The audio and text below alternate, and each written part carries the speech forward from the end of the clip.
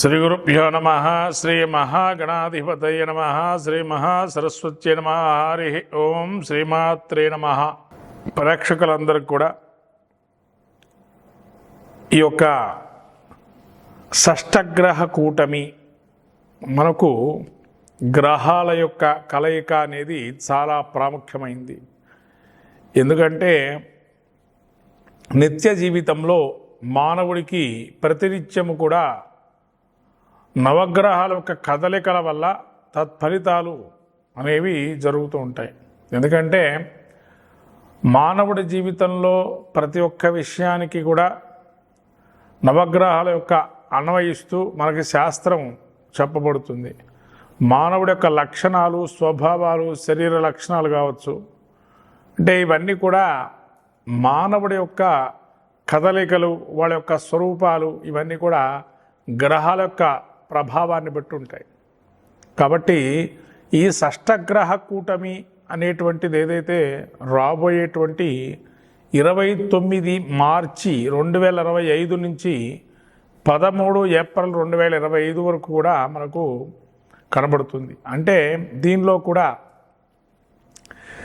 చంద్రుడు కేవలము 2 రోజుల పాటు మరకే ఈ యొక్క షష్టగ్రహ కూటమిలో అంతర్భాగంగా ఉండి తదుపరి పంచగ్రహ కూటమిగా ఆ యొక్క మీనరాశిలో గ్రహాలన్నీ ఏవైతే ఉన్నాయో ఆ గ్రహాలన్నీ కూడా సంచారం జరుగుతుంది. ముఖ్యంగా మరొక ఈ విశ్వవసునామ సంవత్సరానికి ప్రత్యేకంగా పంచగ్రహ కూటమితో ఉగాది అనేది కూడా మనకు వచ్చింది. అంటే ఇక్కడ మనం ఉగాదికి ప్రాముఖ్యం కన్నా పంచగ్రహ కూటమి యొక్క, షష్టగ్రహ కూటమి యొక్క ప్రాముఖ్యాన్ని చెప్పుకోవటం మంచిది. ముఖ్యంగా షష్టగ్రహ కూటమి ఈ యొక్క గ్రహస్థితి చూసినట్టయితే ముఖ్యంగా మనకు ఆ సమయంలో ఏదైతే 29వ తారీఖు నుంచి మార్చి 13వ తారీఖు ఒక గ్రహస్థితి ఏదైతే పంచగ్రహ కూటమి, షష్టగ్రహ కూటమి అనుకుంటున్నామో ఆ గ్రహ కూటమి చూసినట్టయితే మీనరాశిలో మనకు రవి, శని, బుధుడు, శుక్రుడు, రాహువు, చంద్రుడు ఈ యొక్క గ్రహాలన్నీ కూడా మీన రాశిలో సంచరిస్తున్నాయి ఆ సమయంలో. అట్లాగే చంద్రుడు మాత్రము 29 నుంచి 1వ తారీఖు అంటే ఆ యొక్క అశ్విని నక్షత్రానికి ప్రవేశిస్తున్నాడు. కాబట్టి పంచగ్రహ కూటమిగా అప్పటి నుంచి మనకు గోచరిస్తుంది. అంటే ముఖ్యంగా చెప్పబడుతుంది ఏంటంటే కొన్ని రాసుల వారికి శుభయోగంగా, కొన్ని రాసులకి మిశ్రమ ఫలితాలుగా, కొన్ని రాసులకి అశుభయోగంగా చెప్పబడుతుంది.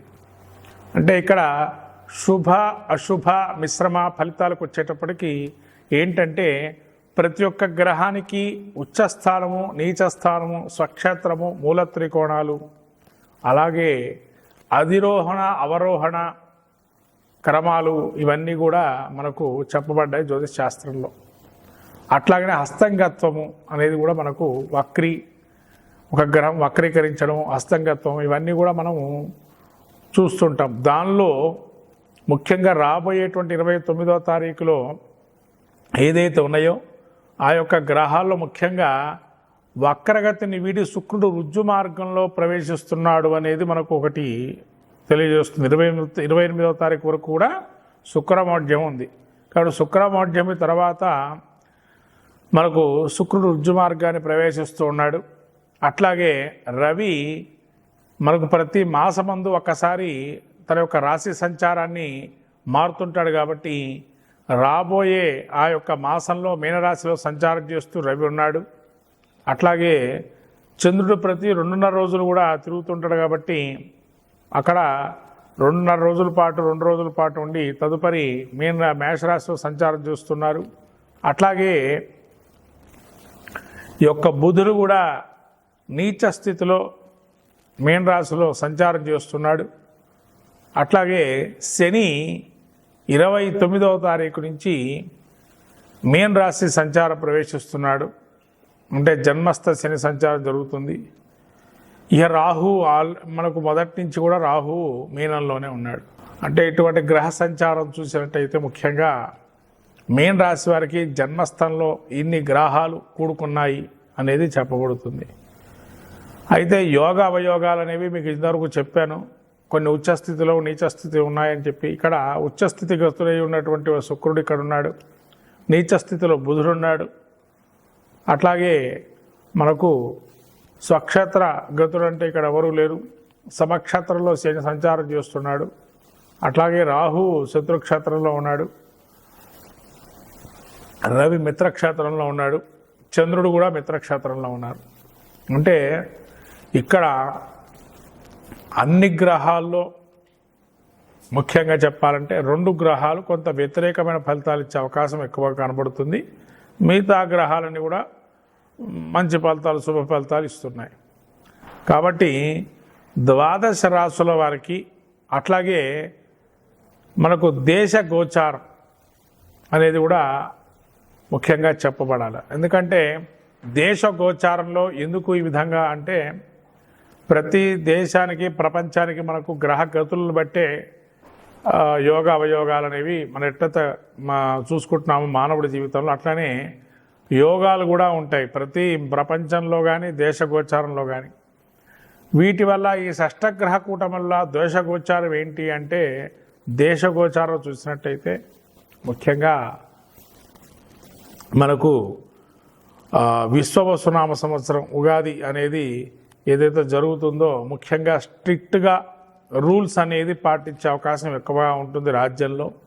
కొన్ని రాజ్యాల్లో అవకతవకలు ఏర్పడి రాజ్యాధికారాన్ని కోల్పోయే అవకాశం ఉంటుంది కొంతమంది రాజులు కూడా. అట్లాగే ఈ యొక్క ఆర్థిక మాంద్యము, బుద్ధి కుశలతగా ఉండకపోవటం ప్రపంచ జనాల్లో. ఎందుకంటే ఆ బుద్ధి కుశలత లేకపోవటం వల్ల ఆలోచన జ్ఞానం కొంతవరకు మాంద్యం చెందటం వల్ల ఏదైతే దొరుకుతుందో దాని మీదనే ఆలోచనతో వెళ్తుంటారు. కానీ దాని పరిష్కార మార్గాలు ఉంటాయి కానీ వీళ్ళు వెతకరు. అట్లా వెతికినట్లయితే ఖచ్చితంగా ఫలితాలు ఉంటాయి. అట్లాగే రాబోయే తరంలో అంటే రాబోయే యొక్క దేశం గోచారం చూసినట్టయితే శని కూడా మనకు మీనరాశిలో ఉన్నాడు. అంటే ముఖ్యంగా చెప్పాలంటే మన దేశ గోచారం చూసుకుంటే భారతదేశానికి కొంతవరకు మంచి ఫలితాలు సుచితంగా ఉన్నాయి. ఎందుకంటే చాలా వరకు దేశాలు మన యొక్క ఉన్నతిని, మన యొక్క ప్రాబల్యం ఏదైతే ఉందో అది సమస్తమైనటువంటి మిగతా దేశాలు కూడా మన యొక్క భారత్ వైపు చూస్తుంటాయి. ఈ విధంగా మన దేశ గోచారంలో ఆర్థిక మాంద్యం ఉన్నా మన దేశంలో అయితే క్రీడారంగం కొంత పుంజుకోవడానికి అవకాశాలు మెండుగా ఉన్నాయి.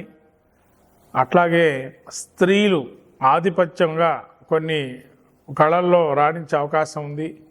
అట్లాగే స్త్రీల వల్ల కొంతవరకు దేశాన్ని కూడా శాసించే సమయం కూడా ఆసన్నమైంది.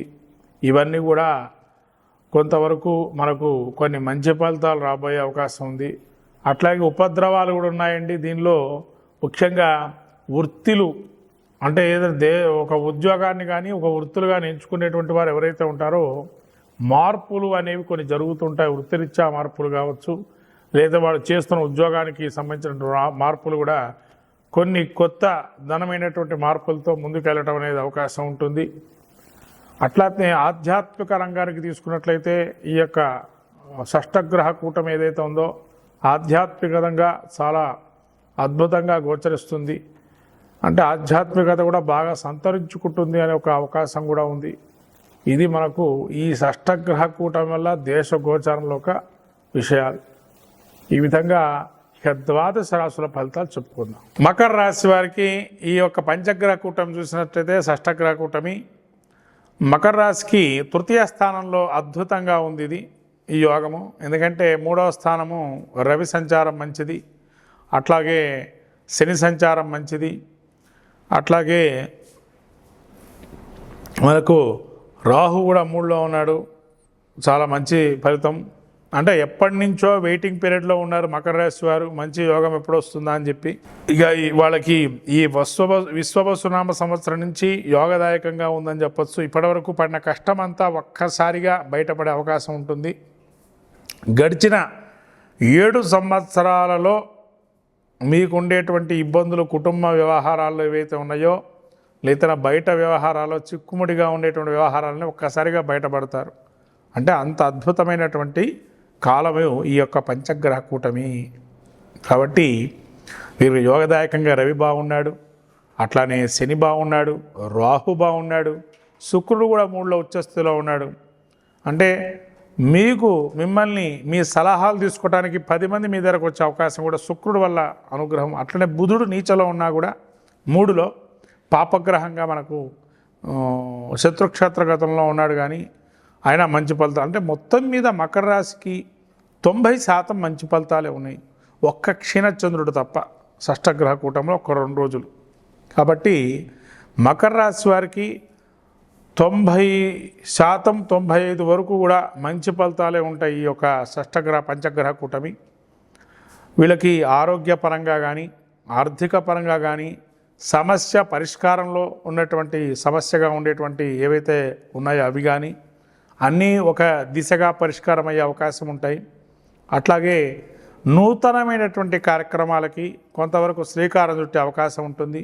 అట్లనే మీకు ఈ యొక్క మకర రాశి ముఖ్యంగా రాబోయేటువంటి పంచగ్రహ కూటమి యోగదాయకంగా ఒక మంచి శకునంగా మీకు ఒక ఇండికేషన్ అనేది వచ్చే అవకాశం ఉంటుంది. కాబట్టి అద్భుత కాలాన్ని మీరు ఇంకా మంచిదైనటువంటి నిర్ణయాలు, మంచిదైనటువంటి కార్యాచరణ రూపదాల్చుకోవడం, ఇంకా కొత్త నిర్ణయాలు తీసుకొని ముందుకు వెళ్ళడం అనేది చాలా అద్భుతంగా ఉంది. కాబట్టి రాబోయే కాలం మంచి కాలంగా ఒక స్వర్ణయుగంగా మీకు మారే అవకాశం ఉంది. కాబట్టి ముందుకు వెళ్ళడం మంచిది. మకర రాశి వారికి ఈ మంచి ఫలితాలు వస్తాయి. 12 రాశుల్లో కొందరికి అశుభము, కొంత శుభము ఏవైతే ఉన్నాయో మిశ్రమ ఫలితాలు అవన్నీ కూడా చెప్పినటువంటి పరిష్కార మార్గాల్ని ఎంచుకొని తద్వారా వాటి నుంచి బయటపడే అవకాశం ఎక్కువగా ఉంటుంది. కాబట్టి చాలా చిన్నదిగా చెప్పాను పరిష్కార మార్గాలు కూడా. ఆ పరిష్కార మార్గాలు ఇంట్లో కూడా చేసుకోవచ్చు, లేదా మీ దగ్గర ఉండే దేవాలయాలకు వెళ్ళి చేసుకోవచ్చు, లేదా మీ దగ్గర ఉన్నటువంటి గోశాలకు వెళ్ళి నవగ్రహ ధాన్యాలని నానబెట్టేసి బెల్లం, అరటిపండు, ధాన్యాలన్నీ కూడా పెట్టి ఆ గోమాత అనుగ్రహం పొందితే సర్వదేవత అనుగ్రహం పొందుతాం. కాబట్టి ఆ పంచగ్రహ కూటమి సమయం ఏదైతే 29 మార్చి నుంచి మళ్ళీ 13 ఏప్రిల్ వరకు ఈ 15 రోజులు కూడా యోగ అవయోగ మిశ్రమ ఫలితాలుగా ఉండే 12 రాశులు అందరూ కూడా తగినటువంటి పరిష్కారాల మార్గాలు ఏవైతే చెప్పామో వాటి ఆచరించి ఇంకా శుభదాయకమైనటువంటి ఫలితాలు పొందవచ్చు. శుభం భూయాత్.